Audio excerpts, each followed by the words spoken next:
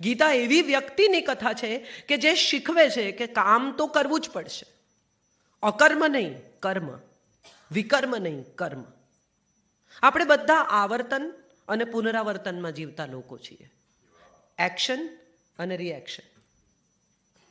કાં તો કોઈ મને કશું કહે અને હું રિએક્ટ થાઉં, અને કાં તો હું એક્ટ કરું.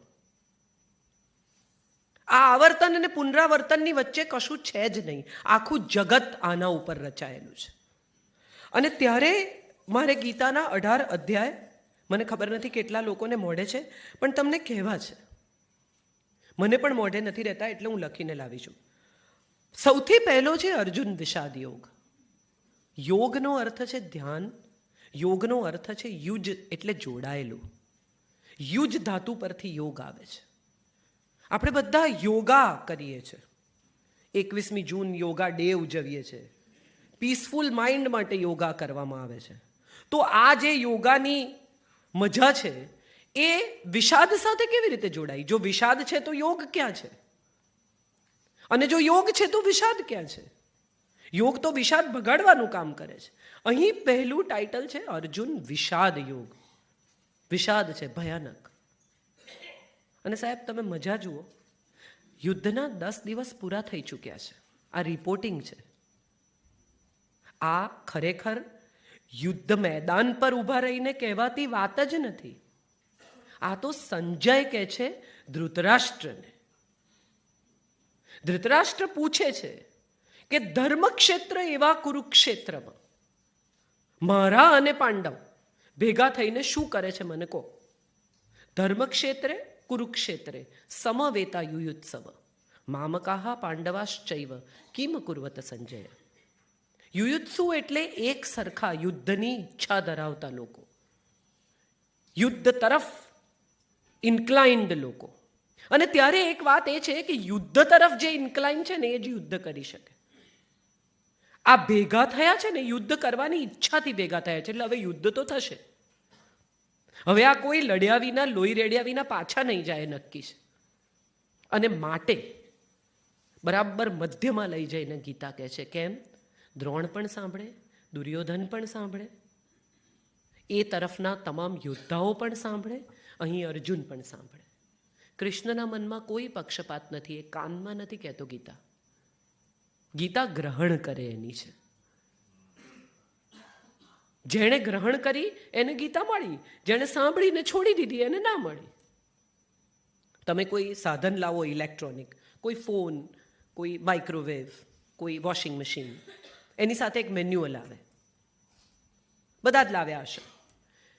એ મેન્યુઅલ તમે વાંચો નહીં અને પ્લગ ઇન કરી દો, ધડાકા ભડાકા થઈ જાય, કોઇલ બોઇલ બળી જાય, જે થવાનું એ બધું પૂરું થઈ જાય, અને પછી તમે મેન્યુઅલ વાંચો તો એનો કોઈ અર્થ છે?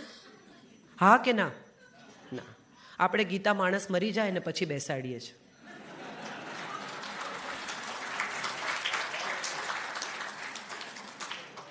કોઈ ઘરમાં કોઈ બાળકને 5 વર્ષની ઉંમરે ગીતા ભણાવવામાં આવતી જ નથી. ખરેખર જો તમે તમારા સંતાનનું સુખ ઈચ્છતા હો ને, તમે જો એમ ઈચ્છતા હો કે સારો માણસ બને, એ સુખેથી જીવે, એને એની જિંદગીમાં ક્યારેય સમસ્યાઓ ન આવે, તો એને જેમ તમે અંગ્રેજીની પોએટ્રી રટાવો છો ને એમ એને વાંચીને ગીતા સંભળાવજો. અને ગીતાના શ્લોક નહીં, ગીતાનું ભાષ્ય. કેટલા બધા ઘરોમાં સવારે પટપટ પટપટ વાંચી જાય, 1 અધ્યાય રોજ વાંચવાનો.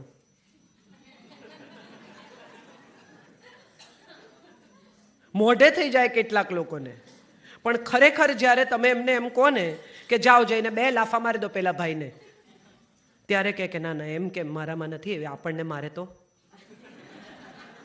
એક ભાઈ લૂંટાયા, ઘેર આવ્યા રડતા રડતા દુઃખી. એટલે એના સગાવાલાઓએ એને પૂછ્યું કે શું શું ગયું? તો કે મારી ચેન ગઈ, વીંટી ગઈ, ઘડિયાળ ગઈ, વોલેટ લઈ લીધું. પણ કે તમારી પાસે પિસ્તોલ હતી ને? અરે કે એ તો સારું થયું એને જોઈ નહીં, નહીં તો એ પણ લઈ લીધી હોત. ગીતાનું કામ એ પિસ્તોલ વાપરવાની હિંમત આપવાનું કામ છે. ક્યાં વાપરવી, ક્યાં ન વાપરવી, કે માત્ર દેખાડવી, આ ગીતા શીખવે છે. દરેક જગ્યાએ કંઈ ધડાકા કરવાની જરૂર નથી હોતી. કેટલાક લોકોને એવી ટેવ પડી જાય છે એટલે વાપરો. ના,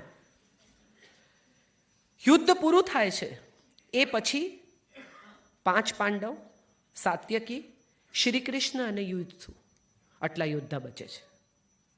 કૌરવોમાં 3 યોદ્ધા બચે છે, કૃપાચાર્ય, કૃતવર્મા અને અશ્વત્થામા. કૃતવર્મા અને કૃપાચાર્ય આ બંને બ્રાહ્મણો છે. મજાની વાત એ છે કે એ સમયે વર્ણ વ્યવસ્થા આટલી સ્ટ્રોંગ હોવા છતાં પરશુરામ આયુધ રાખતા, વશિષ્ઠ અને વિશ્વામિત્ર આયુધ રાખતા, શ્વપાકી નામની ચાંડાલીની સાથે એક ઋષિએ લગ્ન કર્યા હતા. મત્સ્યગંધા એટલે સત્યવતી એ માછીમારની દીકરી હતી, જેની સાથે પરાશર મુનિએ સંભોગ કરીને વેદવ્યાસને જન્મ આપ્યો. વેદવ્યાસ માછી અને બ્રાહ્મણનો દીકરો હતો. એણે મહાભારત લખ્યું છે. આ વર્ણ વ્યવસ્થાઓને આપણે જુદી રીતે જોઈએ છે. આપણને લાગે છે કે જન્મે બ્રાહ્મણ, આપણને લાગે છે કે આનો વાણિયાનો દીકરો એટલે વાણિયો, જે વેપાર કરે તે વૈશ્ય, જે આયુધ ધારણ કરે એ ક્ષત્રિય, આયુધ વાપરવાની તાકાત ધરાવે એ ક્ષત્રિય. અને માટે આ ગીતાની કથા બરાબર કુરુક્ષેત્રના મધ્યમાં કહેવાય છે. કૃષ્ણ 2 વખત ઈશ્વરીય સ્વરૂપ બતાવે છે. 11મા અધ્યાયના 2જા શ્લોકમાં પૂછે છે અર્જુન કે આ બધું તમે જે કરો છો, મને તમે લડવાનું કહો છો ને આ કરો છો ને પેલું યુદ્ધ કરને, ક્ષત્રિય હશે તો તારે લડવું જ પડશે, બધી તમારી વાત સાચી, પણ હું કેમ માનું કે તમે ઈશ્વર છો? હું કેમ માનું કે તમે જે મને કહી રહ્યા છો એ સાચું પડશે? યત્ર કૃષ્ણ તતો જય, આવું ધૃતરાષ્ટ્ર કહે છે, આવું વિદુર કહે છે, આવું દુર્યોધન પણ એકવાર કહે છે, તેમ છતાં હું કેમ માનું કે તમે ઈશ્વર છો? ગીતા સંવાદ છે, પ્રશ્નોત્તરી છે. અને જે પ્રશ્ન પૂછી શકે છે એને જવાબ મળે છે, એવું ગીતા શીખવે છે. આપણે બધા પ્રશ્ન પૂછતા ડરીએ છીએ. કોઈને જઈને એમ પણ પૂછવાનું હોય ને કે આગળથી કઈ બાજુ જવાશે, તો એ આપણે ગાડી ચલાયા કરીએ પણ પૂછીએ નહીં. એ તો આવશે આગળ જોઈશું. એટલો ઈગો પ્રોબ્લેમ છે કે ડિરેક્શન પૂછતા પણ અચકાઈએ છે. અને એમાંય ખાસ કરીને સ્ત્રીઓ તો બિચારી ઊભી રાખી દે છે, ભલે પાછળ ગાડી હોય ઠોકાઈ જાય પણ ઊભી તો રાખે છે. ફટ દઈને ઊભી રાખીને પૂછે કે આમ જમણી બાજુ ક્યાં જવાનું? અને સાહેબ મજા જુઓ, કોણ શીખવે છે આ બધું? સારથી, જે એનો રથ હાંકે છે, જે એને દિશા બતાવે છે, જે એને લઈ જાય છે એ દિશામાં જ્યાં એણે જવાનું છે, અને બચાવે છે ત્યાંથી જ્યાં એણે નથી જવાનું. સઅર્થ એ સારથી છે. જેની પાસે મિનિંગ છે, જે મિનિંગફુલ છે એ સારથી છે. સઅર્થ છે માટે એ સારથી છે. આપણે બધાએ કહીએ છીએ ઘણીવાર આમ તો કે મેં તો બધું એને સોંપ્યું છે, મારો તો એ જ સારથી છે. પણ મજા એ છે કે આપણે એવું કહીએ છીએ કે આગે સે રાઈટ મેં લેના, હું કહું એમ ચલાવ ભાઈ, સારથી તું સાચો. અહીં તો સમર્પણની કથા છે. બધું છોડી અને મારે શરણે આવો. સર્વધર્મ પરિત્યાજ્ય મામેકમ શરણમ વ્રજ. છોડ બધું તો આવી શકીશ. મજા એ છે કે આપણે છોડવા તૈયાર નથી. ત્યાં જવું છે ખરું, હું આવું છું પણ મારી સાથે 2 બેગ છે, ત્યાં બેગ જ છૂટ નથી. ને એવો પોઝેસિવ છે. નરસિંહનો પુત્ર, નરસિંહની પત્ની, નરસિંહની દીકરી લઈ લીધા, સૂરદાસની આંખો લઈ લીધી, રસખાન પાસેથી હિંમત લઈ લીધી, યુદ્ધ લઈ લીધું, મીરા પાસેથી મહેલ લઈ લીધો, પતિ લઈ લીધો. મારા સિવાય કોઈના પણ આધારે રહીશ તો નહીં આવું. અંતે મારા શરણે આવ તો આપણે કામ કરીશું. ત્યાં મજા છે.